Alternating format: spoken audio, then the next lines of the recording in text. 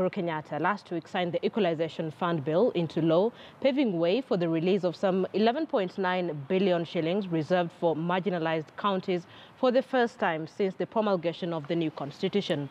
Tonight, Murimi Mwangi interrogates the intrigues behind this near-decade delay and explains why the 14 disadvantaged counties are demanding for additional 12 billion shillings next month.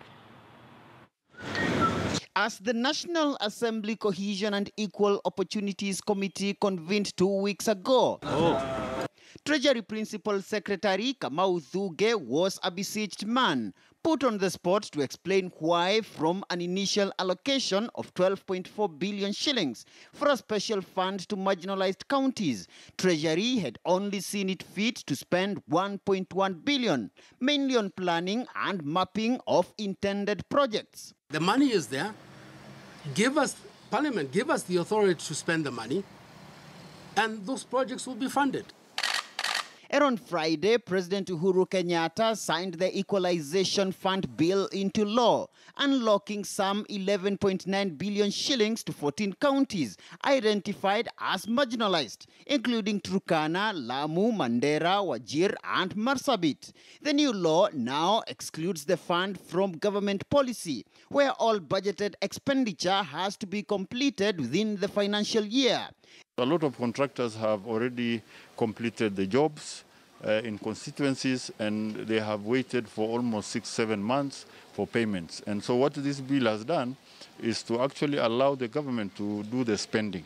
The solution in the future is to ensure that fast tracking of the needs for these counties is very important for communities that are lagging behind in development. But legislators, some from the 14 marginalized counties, are demanding for additional 12 billion shillings under the fund, insisting that the current allocation does not cover the first 3 years after the enactment of the new constitution in 2010. We needed to appropriate 24 billion shillings to 24 billion shillings. However, up to today we're talking about 11.9 billion. This is the biggest question, that it means Treasury has never been allocating enough money to go into Equalization Fund as envisaged by the Constitution. This is KTN News learned that a soon-to-be unveiled reviewed formula could see the funds disbursed beyond the 14 marginalized counties. This will include sub-counties and slums in select urban counties. Commission on Revenue Allocation Chair Jane Kiriangai defending the move on grounds that persons living in slums are equally categorized under the marginalized and will also be entitled to a share of the fund.